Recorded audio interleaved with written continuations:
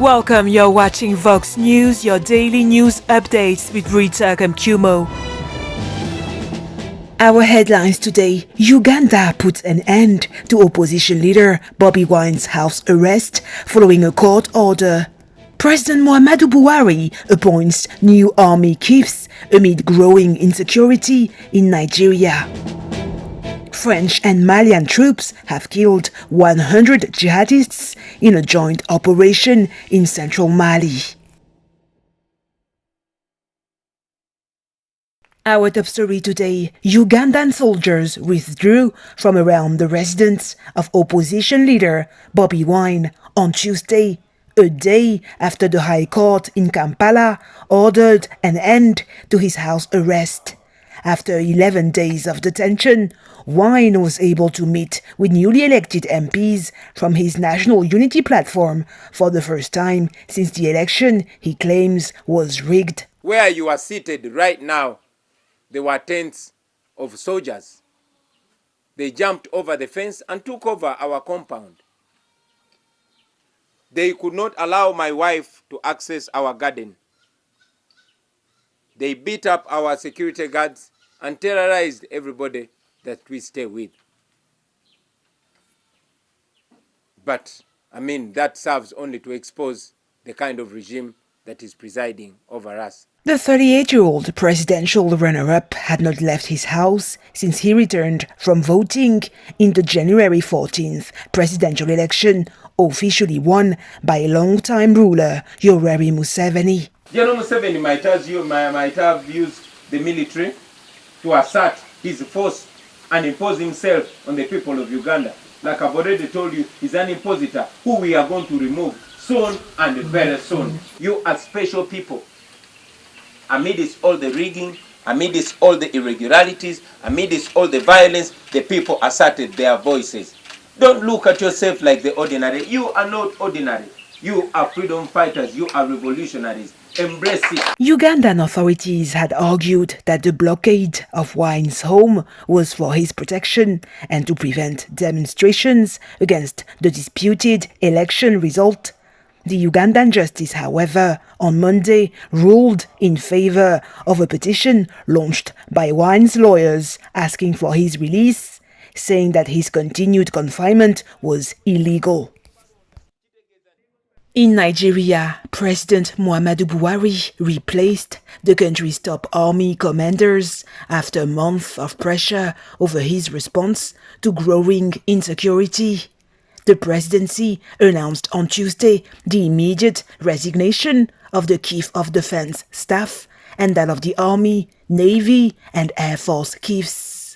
For over 10 years, security forces in Nigeria have fought an insurgency by the terrorist group Boko Haram that has devastated the northeast, killing at least 36,000 people and displacing over 2 million. Meanwhile, the Islamic State in West Africa, a rival jihadist group, has recently intensified deadly attacks on military bases.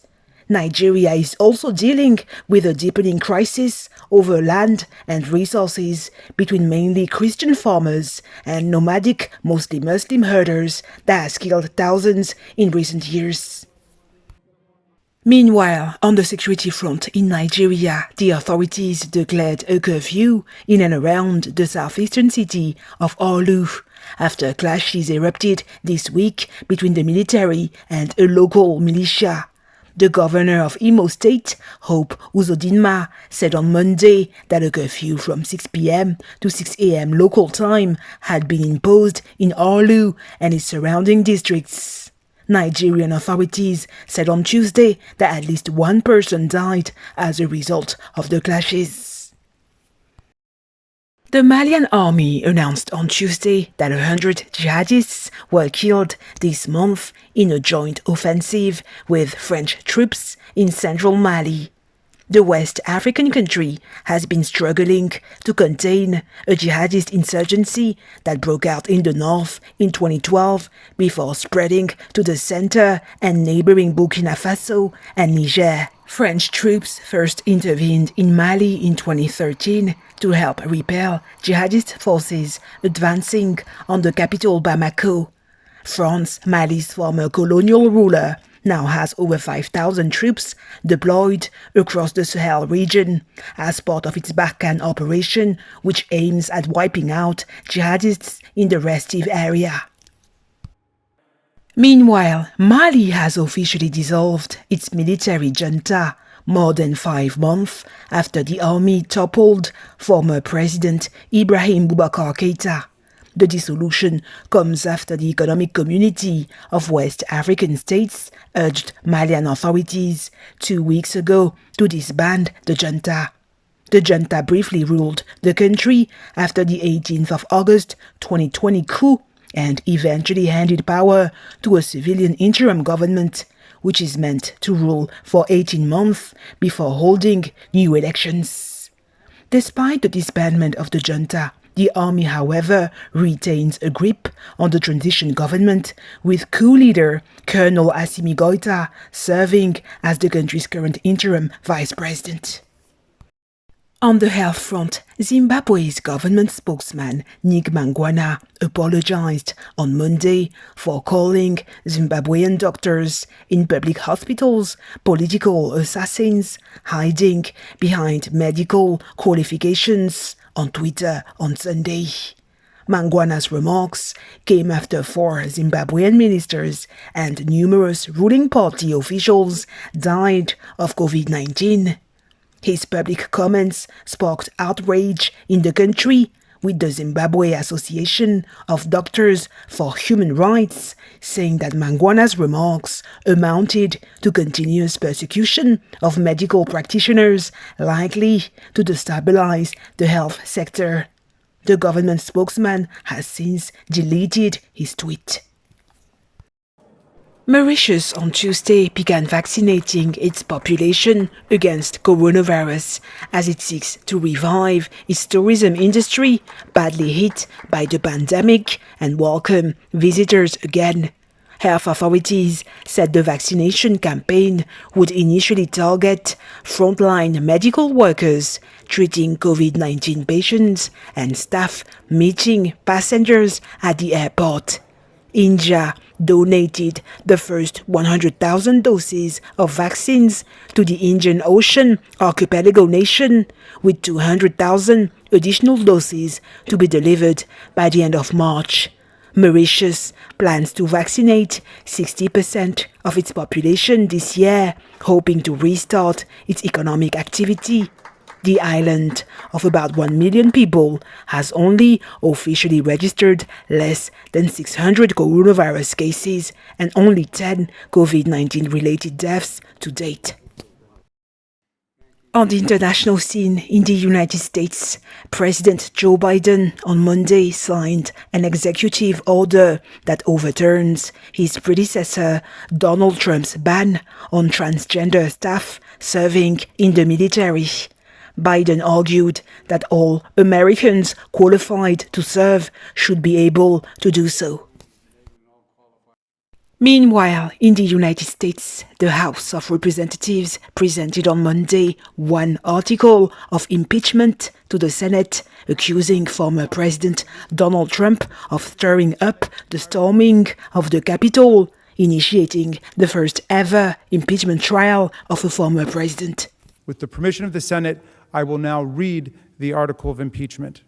House Resolution 24 in the House of Representatives, United States, January 13th, 2021, resolved that Donald John Trump, President of the United States, is impeached for high crimes and misdemeanors, and that the following article of impeachment be exhibited to the United States Senate. In violation of his constitutional oath faithfully to execute the office of the President of the United States and to the best of his ability preserve, protect, and defend the Constitution of the United States, and in violation of his constitutional duty to take care that the laws be faithfully executed, Donald John Trump engaged in high crimes and misdemeanors by inciting violence against the government of the United States. In the months preceding the joint session, President Trump repeatedly issued false statements asserting that the presidential election results were the product of widespread fraud and should not be accepted by the American people or certified by state or federal officials. Shortly before the joint session commenced, President Trump